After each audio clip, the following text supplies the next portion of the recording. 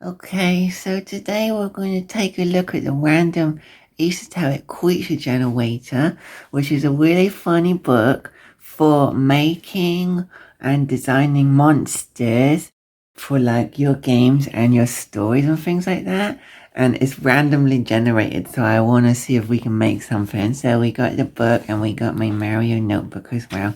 And we also got, this is my ginger. He's a gingerbread man. And he has all my dice in it. We gotta get his bum off. Okay, here we go. Whoa! Okay, I think he feels better about that now. So this is all the dice that Ginger has all these.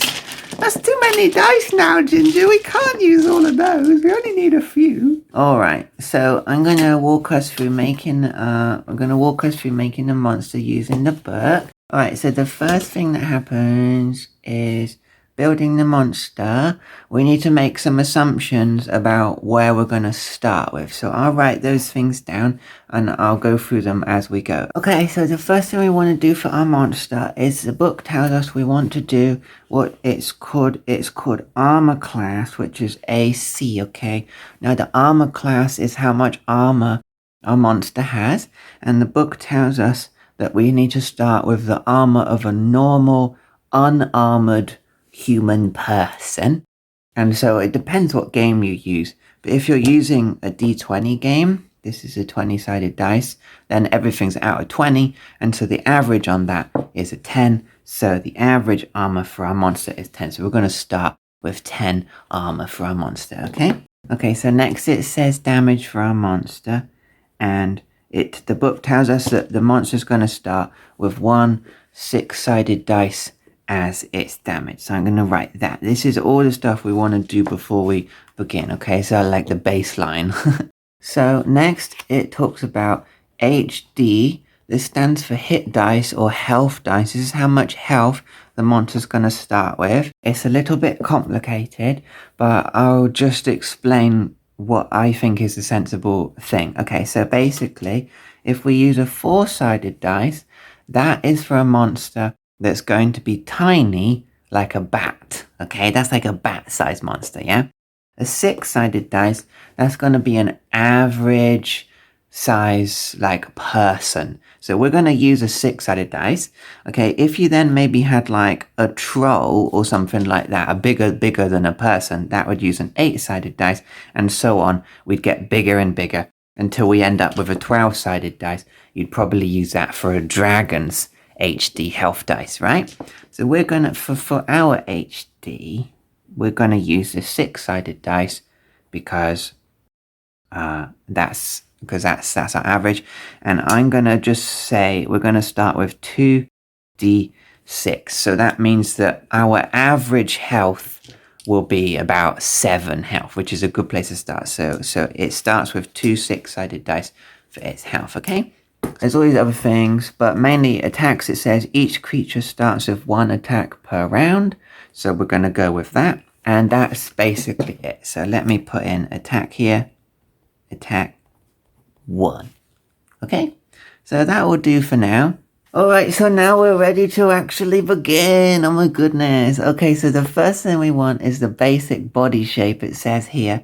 Okay, so it says roll 2d10. So let me see. Okay, so we're going to roll 2d10 and consult the following table for our monster's basic body shape. Okay, so let's see what we get. I got 5. I got 5. Okay, so we look on the thing. It says biped. The creature walks upright on 2 limbs and has 2 limbs it uses for its basic manipulation. Okay, so what I'm going to do on my book here is I'm going to just draw a sort of a stick figure, sort of like this. So that is what we're going to start with. Okay, that's what we've got for the basic body shape. Okay, so now we've got to do basic characteristics. Again, we're going to roll 2d10 and consult the table. So let's go. I got 4 and 4. I got 8. So that is a plant. The creature is immobile and has no movement abilities, apparently. Oh yeah, I forgot to put movement as a thing. Movement is one of our statistics.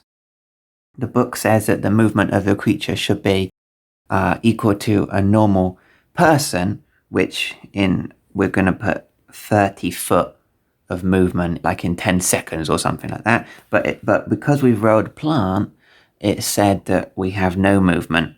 So I'm going to cross that out, and it doesn't go anywhere. Okay, so we rolled that. So on the next page, we've got general type, and we've got plant down here. So it says roll 1d2, then 1d8 for our general type. So we don't have a two-sided dice. You need a coin for that. So what we'll do is we'll do odds and evens. So let's take a dice here. Okay, and if I roll an odd, then that's a 1. And if I roll an even, that's a 2. So boom, 2. That means we've got a fern for our... So I'm going to write down fern. And then it says roll 1d8. So where's that? That's an 8-sided dice. I got a 6, which is grass. So far we have some kind of fern grass type thing. So let me try and draw something up and see what we've got here. I mean, I don't know why it has legs, because it's like rooted into the ground or something. But let's have him have grass on him. Okay, so far this is what it looks like. It's sort of ferny and grassy, okay? Alright, let's see what's next. Okay, next up is size. So we're going to roll 2d10 again. I rolled a 0. A 0 is a 10 on these dice. So I rolled 15. That equals huge. Oh my goodness. Okay, let's write down huge. And the book says, +2 hit dice increase damage by 2 dice types plus 10 movement. So, oh my goodness, that's a lot of stuff. He's not got 6 health dice anymore, so he's now going to have 2d10 because he's changed size. It does 1d10 damage instead. And it says it wants to add plus 10 movement. So I think that's fair enough. We're going to give it 10. It went down to 0, which makes sense, but now it's got back 10, so it's faster than a normal plant, but it's still slow for an average. Okay, well, that's cool, and it's really big. So let's draw a person about here. There's a person. Okay, it's big. So next up, we've got movement. And it says that we need to use our common sense here, obviously, because, you know, we've already designed some of it. So let's see. What do we roll? 2d10 again. Let's see what we get. Boom. Oh, it fell off. It was a 5. 5 and 5 is 10. Where's 10? 6 to 12? Standard. This is the standard movement method suggested by the creature's shape and basic features. If it looks like a creature would therefore have no movement, then it is immobile. Okay, well, I'm going to just say I guess it just shuffles along. It just sort of shuffles along, doesn't it? It's just a plant. That's it. It just goes like real slowly through the undergrowth or something. We're going to roll 1d10 on attack methods. 9 is a tail. The creature has a tail that gives it an additional attack. This attack does 1 die type of damage less than its regular attack. Okay. When it says tail, it's kind of like a viney tail. Let's give him like, coming out the back, he's got this vine sort of thing like this. I think that's pretty cool. And it says it does 1 damage less. So his normal damage that he does, like this 1d10 damage, I think that's like a kind of like a slam. He just sort of slams into you with his leafy arms or something. But then this does, what did it say? 1 damage type less or something. So this tail does 1d8 damage. And he's quite big as well. You can imagine that tail coming round. I reckon that the tail could come round and try and like pick you up or something with his viney tail or something like that. Okay, next is distinctive features. Roll on the following table until the creature feels complete. Okay, so let's roll twice on here just because. D100, which is this. So let's go. 86 for our first distinctive feature. Unusual color. The creature's pigmentation is unusual. Roll 1d10 twice, one for the primary color and then for detail color. Roll another dice if you wish to judge brightness. Higher means a brighter color. Okay, well, roll 1d10. So let's start with the color 4. We have green. No surprise there for a plant. And the highlight, the detail color, is a 3, which is orange. I think that's pretty cool. Because yeah, I can imagine like the orange might be like, you know how plants have sort of veins, don't they? I imagine he's got like orange going through him as well. That's pretty cool. Okay. Okay, I got 42. So let's have a look.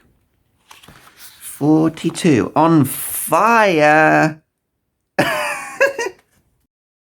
The creature is on fire, and any attacks it makes against it results in the opponent taking damage as if splashed by oil. Flammable items may also catch fire. How? It's a plant. It would burn. So we either go with the fact that it's on fire and it has some kind of special fluid on it or something, or we roll again. So let's roll again and see if we get something different. Otherwise, let's try and be creative and see if we can say, because plants have sap in them, so it might be that it's coated with this sap that protects it. It's a very explosive plant, right? We could go with that. That's interesting. Let's roll one more time and see if we get something else. Ooh, 91. 91, wings. The creature has wings of a type appropriate for its form and automatically has flight as a movement method. Ooh, should we do that? He could have big, like, leafy wings. Okay, hold on. We're going to give him some leafy sort of wings here as well, like this. So he looks like some leafy wings there. And leaves have veins on them, so let's make sure he's got some veins in his wings like leaves would have. Yeah. I think he's looking pretty cool. I think he's looking pretty good so far. Yeah, okay, what does everybody think? Okay. So next up we have special abilities. This is where it gets complicated. The base chance of a creature to have a special ability is its HD times 10%. Should we just roll a special ability just because we're here? I mean, we might as well just because we're here, really. 34 and 61. So we've got to add those together now. 6, 7, I've got to add up. 95. Okay, special ability, 95. 95, dark vision. The creature can see perfectly well in the dark. All underground creatures should be assumed to have this. Well, that's good. It's like a nocturnal plant. I don't know how he sees. I don't know if he has eyes. He's got some eyes now. I write down dark vision. You can see in the dark. Okay, cool. Next up is delivery of special attacks. But he doesn't really have a special attack because he just whips you with his vines. So we don't really need to do that. So we're going to skip over that. And then we have combat tactics. What is he going to do when he fights? So let's roll a d10 and find out what happens. We've got a 4. He attacks spellcasters. The creature will always attack spellcasters before non-casters. Wizards. Okay. Well, that's just a side note, really. But I can imagine that in a forest where things are flammable, he's going to want to take down any dangerous explosive sources. Okay, well, I got my pens out now, so I mean, I wasn't going to color him in, but since we got these colors, I think I'm going to, just a minute, got our orange for our orange highlights. I think that his plant veins are going to be this orange color, you know? Just put him in there, and like this. Maybe he can have orange sort of eyes or something as well. That's pretty cool. Now we color him in green here. He's also supposed to be grassy as well, so let's finish him off with this grassy sort of here, like that. Whoa, look how cool he is. I hope you could see that. Okay, that's him. What do you think? That's pretty cool, isn't it? So yeah, that's our monster. I think that's really cool. I think I did a really good job now. Yeah, okay, so it's a really cool book. And yeah, I recommend everybody go and try it and make a monster as well because of how funny it is. I actually have one I made in this book previously. Let me see if I can find that. He's basically this, it's like a monkey thing, but it was really funny. It was really funny because it said he's rubbery and attacks bounce off of him. But also, it said that he slithered along. It said he had antlers, and I put some leaves on his horn as well, like he's another woodland kind of creature. But he sort of slithers through the undergrowth in the woods. It was really funny. Okay, well there we go. I hope everybody enjoyed that. I'm really happy with what we got, and yeah.